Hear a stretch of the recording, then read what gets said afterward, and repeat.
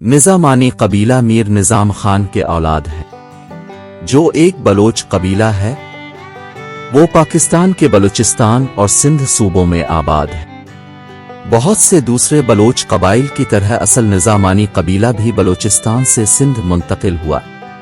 نظامانی اپنی ایک گہری، بھرپور اور منفرد ثقافت رکھتے ہیں۔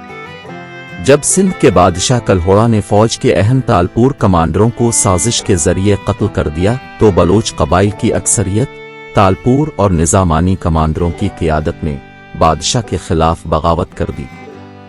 تاہم جتوئی اور کھوسا قبائل کلہوڑا بادشاہ میاں عبدالنبی کلہوڑوں کے ساتھ وفادار رہے۔ بغاوت کرنے والے بلوچ قبائل بالآخر کلہوڑا سلطنت کا تختہ الٹنے میں کامیاب ہوئے اور تالپور خاندان کی قیادت میں اپنی بلوچی سلطنت قائم کی۔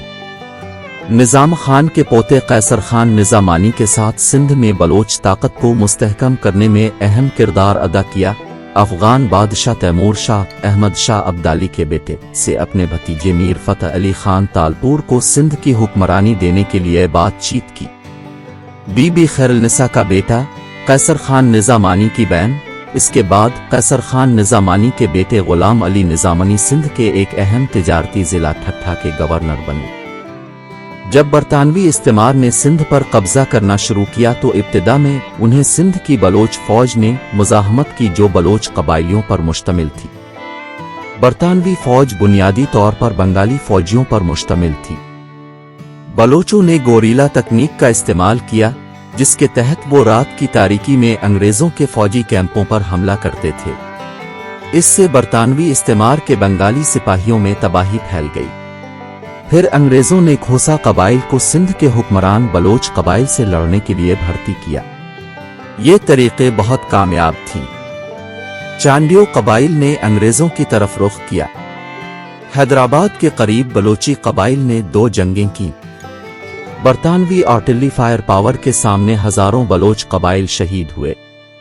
نظامانی، مری، چینگ اور گوپانگ قبائل کی ایک بڑی تعداد نے بہادری سے جنگ لڑی اور بہت سے سندھ کی سلطنت کا دفاع کرتے ہوئے قتل ہوئے۔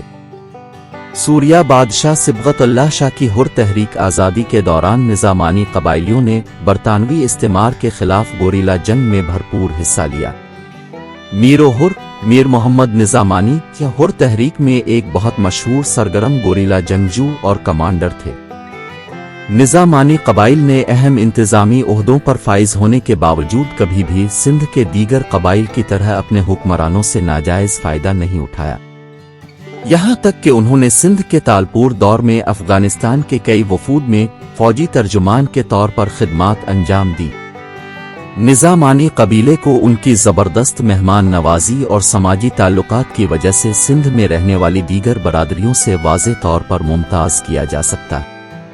وہ بہت دوستانہ اور گرم دل لوگ ہیں اور دوستوں اور خاندان کے ممبروں کے ساتھ تفریحی جگہوں پر معیاری وقت گزارنا پسند کرتے ہیں، جنہیں اوتاق کہتے ہیں۔ شکار، کرکٹ، شطرنج اور پتنگ بازی ان کے پسندیدہ کھیل ہیں۔ تاریخی طور پر نظامانی ایک زراعت پر مبنی کمیونٹی رہی ہے۔ وہ خاص طور پر فارسی زبان کے اعلیٰ خواندے بھی تھے۔ رئیس احمد خان نظامانی ٹنڈو قیصر سندھ پر برطانوی دور حکومت میں مختیار کار ریونیو کلکٹر تھے۔ مسٹر قاضی فتح رسول نظامانی ٹنڈو قیصر بھی فارسی زبان و ادب کے ماہر تھے۔ قاضی فتح رسول نظامانی کا حوالہ سندھی کے عظیم اسکالر ڈاکٹر صاحب نے دیا ہے۔ ڈاکٹر نبی بخش بلوچ اپنی کتاب میں لکھا ہے کہ اس وقت صرف گاؤں ٹنڈو قیصر میں 500 سے زائد فارغ التحصیل ہے۔ کیڈٹ کالج پیٹرو جناب کے ویژن کی وجہ سے وجود میں آئے۔ ایم نظامانی اس وقت 1957 میں حیدرآباد ریجن کے ڈائریکٹر ایجوکیشن تھے۔ گاؤں ٹنڈو قیصر کے پہلے میٹرک پاس کرنے والے سر عبدالحق نظامانی عرف سر بڈو تھے، جنہوں نے نظامانی برادری کے خواتین طبقے کو تعلیم دینے کے لیے حالہ میونسپلٹی میں بطور سیکریٹری ملازمت چھوڑ دی۔ ان کی بے لوث قربانی نے غیر مراعات یافتہ لوگوں کی سماجی اور معاشی پرورش پر دور رس اثرات چھوڑے۔ سرکاری وظیفے کے ساتھ بیرون ملک سے جدید سائنسی تعلیم حاصل کرنے والے پہلے شخص محمد حسن نظامانی المعروف بطور محمد حسن صاحب ٹنڈو قیصر، جنہوں نے 1952 میں king Edward college Sakrand Sindh سے بیچلر آف سائنس اور 1963 میں امریکن یونیورسٹی بیروت سے زرعی سائنس میں ماسٹرز کیا۔ سیاسی طور پر وہ سندھ میں رہنے والے کسی بھی کمیونٹی کے مقابلے میں بہت زیادہ باشعور رہے، لیکن کسی نہ کسی طرح وہ اب بھی سندھ کی سیاست پر خاصا اثر انداز نہیں ہو سکے ہیں۔ وہ تحریک خلافت میں سرگرم تھے اور انہوں نے تحریک خلافت عثمانیہ کے فن میں دل کھول کر حصہ ڈالا۔ کچھ نے تحریک میں حصہ ڈالنے کے لیے اپنی زرخیز زرعی زمینیں بھی فروخت کیں۔ وہ تحریک آزادی ہند میں بہت سرگرم تھے۔